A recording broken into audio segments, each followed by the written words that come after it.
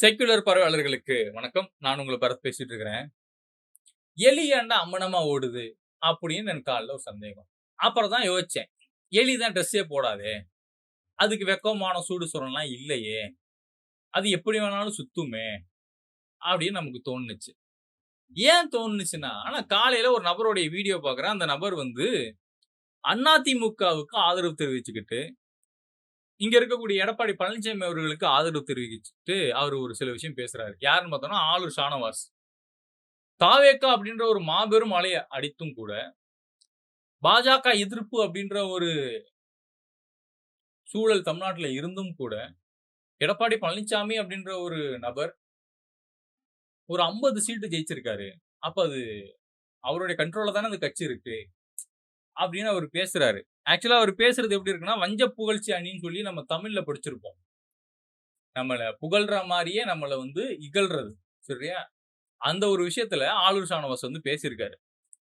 ஆக்சுவலா நான் ஆளூர் ஷானவாஸுக்கு என்ன சொல்ல விரும்புறேன்னா, தலைமை அப்படின்ற ஒரு கட்டமைப்பு இருக்குல்ல, அத பத்திலாம் பேசுறதுக்கான எந்த தகுதியும் உங்களுக்கு கிடையாது. விசிகாவுக்கு கிடையாது. சரியா? அடிமைத்தனம் அப்படின்னு நீங்க இளக்காரமா, ஏளனமா எடப்பாடி பழனிசாமி அவர்கள பேசியிருந்தீங்க இத்தன வருஷமா. ஆனா, நம்மகிட்ட 50 சீட்டு இருக்கு அப்படின்னு தெரிஞ்சும், தாவேகாவுக்கு பெரும்பான்மை இல்ல அப்படிங்கிறது தெரிஞ்சும், தாவேகா அதிமுக கிட்ட பெரும்பான்மை கேட்டபோதும் கூட, அதிகாரத்துக்கு அடிபணியாம, தன்மானத்தோடு ஒரு ஒரு நபர், நான் தலைவன்லாம் மென்ஷன் பண்ண மாட்டேன். எடப்பாடி பழனிசாமி அப்படின்ற ஒரு நபர நான் ஒரு பொதுச் செயலாளர் அப்படின்ற போஸ்டிங்லயே பார்க்கல. ஒரு தொண்டன் தான். ஏன்னா ஒரு தொண்டன் செய்யக்கூடிய அத்தனை வேலையுமே அந்த மனுஷன் ஒரே ஆளா இந்த சட்டமன்ற தேர்தல்ல இறங்கி வேலை பார்த்திருக்காரு. இறங்கி வேலை பார்த்த அவரு மட்டும் தாங்க வேலை பார்த்தாரு. அதிமுக கட்சியில இருக்கக்கூடிய தொண்டர்கள் எந்த அளவுக்கு இறங்கி வேலை பார்த்தாங்களோ, அதுக்கு சரிக்கு சமமா இறங்கி எடப்பாடி பழனிசாமி அப்படின்ற ஒரு தொண்டன் எங்கேயோ ஏதோ ஒரு விவசாயம் பண்ணிக்க இருந்த ஒரு ஒரு ஒரு ஒரு விவசாயி இன்னைக்கு அந்த கட்சியை டேக் ஓவர் பண்ணி நடந்து முடிஞ்ச சட்டமன்ற தேர்தல்ல அந்த தேர்தல் பிரச்சாரத்துல தமிழ்நாடு முழுவதும் போய் அதிமுகவினுடைய சாதனை அப்படின்ற ஒரு விஷயத்தை அவர் மட்டும் தான் பதிவு பண்ணாரு. ஆனா இன்னைக்கு விசிக மாதிரியான கட்சிகள்லாம் திமுகவுக்கு துரோகம் பண்ணிட்டு அதிகாரத்துக்கு அடிமையா நீங்க இன்னைக்கு போய் கிடக்குறீங்க. நீங்க வந்து எடப்பாடி பழனிசாமி அவர்களுக்கு சர்டிபிகேட் குடுக்கணும்னு அவசியமே இல்ல. அந்த தகுதியெல்லாம் உங்களுக்கு துளியும் இல்ல. துளியும் இல்ல. இன்னைக்கு எடப்பாடி பழனிசாமி நெனச்சிருந்தாரு அப்படின்னா, 50 சீட் இருக்கும்போது அவரு தாவேகா கூட கூட்டணி வச்சு, துணை முதலமைச்சர்ன்ற போஸ்டிங் வாங்கியிருக்கலாம். ஆட்சி அதிகாரத்துல பங்கு எடுத்திருக்கலாம். அப்படி பண்ணல. அந்த இடத்துல தான் நான் எடப்பாடி பழனிசாமி அப்படின்ற ஒரு தொண்டன ஒரு தலைவனா பார்க்கிறேன். அந்த இடத்துல தான் ஒரு தொண்டனா தலைவனா பார்க்கிறேன். அதுக்கு முன்னாடி வரைக்கும் எனக்கு எடப்பாடி பழனிசாமி அப்படின்ற ஒரு நபர் அதிமுகவுடைய தொண்டர் தான். அவ்வளவுதான். எங்க ஊர் சைடு தான் தஞ்சாவூர் பக்கம். அதிமுகவினுடைய ஒரு கடைகூடி தொண்டன். அதிமுக ஒற்றுமையா இருக்கணும் ஒரே காரணத்துக்காக தன்னுடைய உயிர குடுத்தாரு. தீ குளிச்சு செத்து போனா ஒரு மனுஷன். அப்படி ஒரு சம்பவம் நடந்ததுக்கு அப்புறம் இந்த கட்சியில இருக்கக்கூடிய சில துரோகிகள் அவங்களோட சுயரூபத்த அந்த சம்பவம் நடந்ததுக்கு அப்புறம் அவங்க சுயரூபத்த காட்டுறாங்க. எடப்பாடி பழனிசாமி அவர்களுக்கு ஆளுமை இல்ல. எடப்பாடி பழனிசாமி அவர்களுக்கு திறமை இல்ல. எடப்பாடி பழனிசாமி அவர்கள் தொடர் தோல்வியை சந்திக்கிறாரு.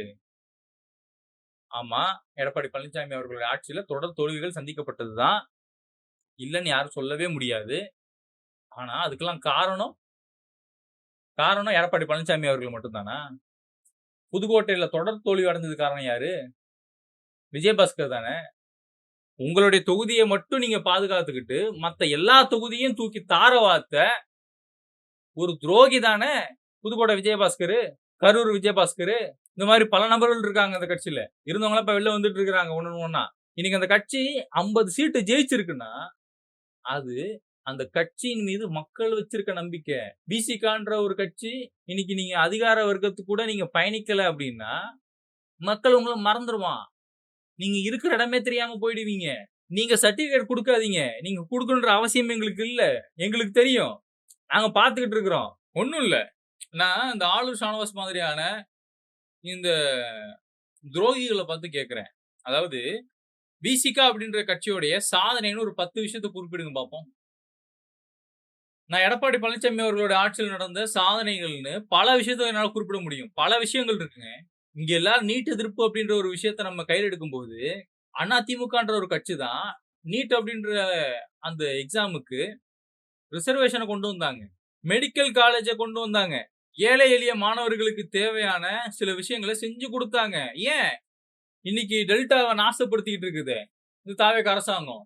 அந்த டெல்டா பகுதிய பாதுகாக்கப்பட வேண்டிய வேளாண் மண்டலமா அறிவிச்சதும் எடப்பாடி பழனிசாமி அவர்கள் தான். அவருடைய ஆட்சி காலகட்டத்துல பல சம்பவங்கள் மக்களுக்கு எதிரா நடந்திருக்கு. இல்லன்னுலாம் சொல்ல முடியாது. எல்லாத்தையும் நம்ம முட்டெல்லாம் குடுக்கக் கூடாது. உண்மைய பேசுவோம். ஆனா, நடந்த எல்லா விஷயத்துக்கும் அவர் மட்டும் தான் காரணம்னு, அவர் தலைவர்ன்ற ஒரு போஸ்டிங்ல இருக்கிறதுனால நீங்க அவர் மேல பழிய தூக்கி போடுறீங்களே தவிர, உண்மைக்குமே நடந்த குற்ற சம்பவத்துக்கு பின்னாடி எல்லாம் யார் இருக்காங்கன்னு தோண்டி பார்த்தா, இந்த துரோகிகள் தான் உள்ள ஒளிஞ்சிட்டு இருக்கிறாங்க. நான் விசிக மாதிரியான கட்சிகள்ட்ட ஒரே ஒரு விஷயம் தான் கேட்கிறேன். அதிமுகவினுடைய பொதுச் செயலாளர் எடப்பாடி பழனிசாமி அவர்கள அடிமை, அடிமை, அடிமை, அடிமைன்னு நீங்க தான் பிராண்ட் பண்ணீங்க. ஆனா அவரு இன்னைக்கு தன்மானமிக்க ஒரு தலைவரா வந்து நிக்கிறாரு. ஆனா நீங்கல்லாம் எப்படி தெரியுமா வந்து நிக்கிறீங்க?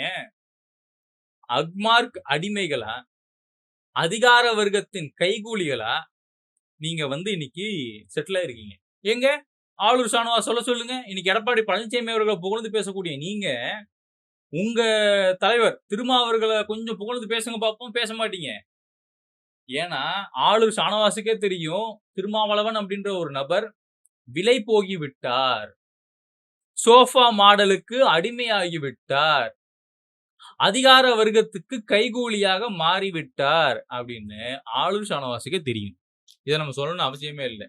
அதனால தான் ஆளூர் ஷானவாஸ் மாதிரியான ஆட்கள் எடப்பாடி பழனிசாமி அவர்கள புகழ்ந்து பேசுறாங்க. அத நான் வரவேற்கிறேன். ஆனா, காலத்துடைய கொடும பாருங்க. நீங்கல்லாம் சர்டிபிகேட் குடுக்குற அளவுக்கு இன்னைக்கு அதிமுகவுடைய நிலைமை இருக்குது அப்படின்னு நினைக்கும்போது எனக்கு சங்கடமா இருக்கு. இன்னைக்கு விவசாயிகள தினந்தோறும் அவங்கள வந்து அவங்களோட வாழ்க்கைய, அவங்களுடைய பொருளாதாரத்த எல்லாத்தையுமே அழிச்சுக்கிட்டு இருக்கு இந்த தாவேக அரசாங்கம். இன்னைக்கு அத எதிர்த்து எடப்பாடி பழனிசாமி அவர்கள் குரல் குடுக்கிறாருன்னா, அவரு குரல் கொடுக்கக்கூடிய அந்த செய்திகள் வெளில வரும்போது, அந்த கமெண்ட் செக்ஷன போய் பாருங்க. இந்த தாவேக அபியூசர்ஸ் எந்த அளவுக்கு கேவலமான பிறவிகள் அப்படின்னு நமக்கு தெரிஞ்சிரும். அவங்க ஆத்தா, அப்பன்லாம் அவங்கள எப்படி என்ன லட்சணத்துல வளர்த்துருக்காங்க அப்படின்னு நமக்கு தெரிய வந்துரும். அநியாயத்த கண்டு நம்ம வந்து கோவப்படுறது வேறங்க. அநியாயத்துக்கு எல்லாத்துக்குமே நீ வந்து உட்கார்ந்து ஒப்பாரி வச்சுட்டு இருப்ப. நீ வந்து ஆபாச தாக்குதல் நடத்துவ அப்படின்னா, நீ யாரு மொத? நான் விசிகாவ பார்த்தா நான் கேட்கிறேன். எவ்வளவு அசிங்கப்படுத்திருக்கீங்க எடப்பாடி பழனிசாமி அவர்கள. இன்னைக்கு அவர் உயர்ந்து நிக்கிறாரு.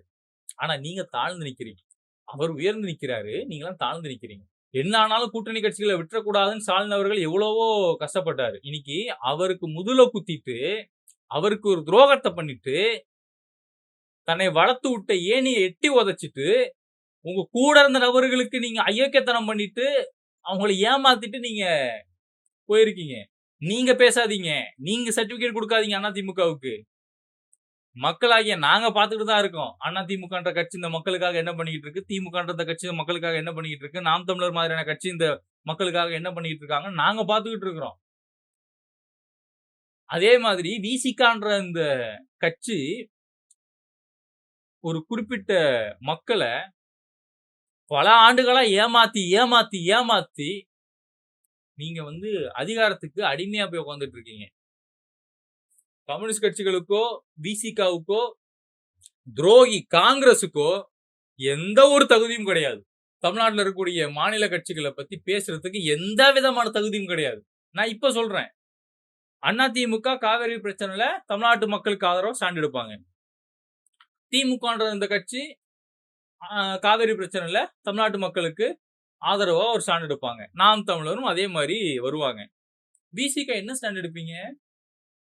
காவிரி பிரச்சனையில என்ன ஸ்டாண்ட் எடுப்பீங்க? தமிழ்நாட்டுல உட்கார்ந்துகிட்டு தென்னை மரத்துக்கு ஒரு குத்து, கர்நாடகால உட்கார்ந்துகிட்டு பனை மரத்துக்கு ஒரு குத்து. இந்த ஸ்டாண்ட் தானே எடுப்பீங்க. இரட்டை வேடம் போடக்கூடிய துரோகிகள் தானே நீங்க எல்லாம். நீங்க சர்டிபிகேட் குடுக்குறீங்க. போன ஆட்சியில சவுக்கு மாதிரியான நபர்களுக்கு அதிமுக ஆதரவு நிலைப்பாடு எடுத்தாங்க. ஆனா இன்னைக்கு சவுக்கு மாதிரியான துரோகிகள் அதே அதிமுகவ முதுகுல குத்தி இருக்கிறாங்க. சவுக்கோடைய தனிப்பட்ட பிரச்சனைய, பொது பிரச்சனையா சட்டமன்றத்துல கேள்வி எழுப்பிய நபர் எடப்பாடி பழனிசாமி அவர்கள். சவுக்கு அப்படின்றவரு யாரோ ஒரு நபர் அப்படின்னு பார்க்காம, சவுக்கு அப்படின்ற ஒரு நபர் இந்த தமிழ்நாட்டுல வாழ்றாரு. அவரும் இந்த மண்ணுக்காக குரல் குடுக்குறாரு அப்படின்னு நம்பி ஏமாந்து எடப்பாடி பழனிசாமி அவர்கள் சவுக்குக்கு ஆதரவு தெரிவிச்சாரு. ஆனா இன்னைக்கு அந்த சவுக்கு இப்பயும் சொல்றேங்க, சவுக்கு மாற நாட்கள விட்டு உதறி தள்ளுங்க. பல யங்ஸ்டர்ஸ் இருக்கிறான். பல பேர் உண்மைய பேசக்கூடிய இருக்கிறான். நான் திமுகவுக்கும் அதான் சொல்றேன். நாம் தமிழருக்கும் அதான் சொல்றேன். நீங்க யாரெல்லாம் நம்பி ஏமாந்துருக்கீங்க அப்படின்ற ஒரு விஷயத்த மட்டும் கணக்குல எடுங்க. நம்ம செஞ்ச தப்பு என்னன்னு மட்டும் நீங்க கவனிங்க. அத மட்டும் சரி பண்ணுங்க போதும். நீங்க எக்ஸ்ட்ரா எந்த எஃபோர்ட்டும் போடணும்னு அவசியம் இல்ல.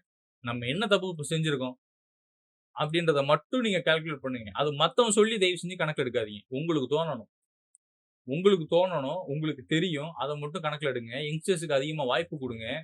ஏன்னா, இன்னைக்கு அடக்குமுறையோடைய உச்சத்துல, சர்வாதிகாரத்தினுடைய உச்சத்துல இன்னைக்கு தாவேக அரசாங்கம் செயல்பட்டுட்டு இருக்காங்க.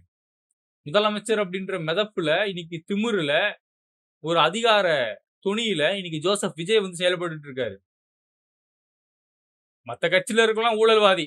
ஆனா, அந்த கட்சியில இருந்து எவனாவது வரமாட்டானா? அவன எவனும் உருவ முடியாதா? அப்படின்னு தினந்தோறும்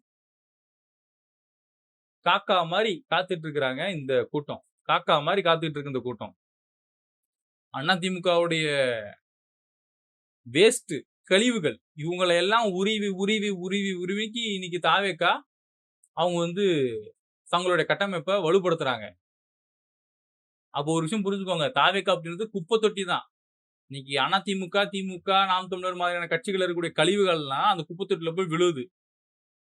அந்த குப்பை தொட்டிய சேர்த்து வச்சு தான் இன்னைக்கு நாங்களும் பெரிய ஆளு அப்படின்னு அந்த அந்த குப்பை பொறுக்கிகள் வந்து சுத்துறாங்க. அவ்வளவுதான். புரிஞ்சுக்கோங்க. என்னோட இணைந்திருக்கும் அனைத்து உறவுகளுக்கும் ரொம்ப நன்றி.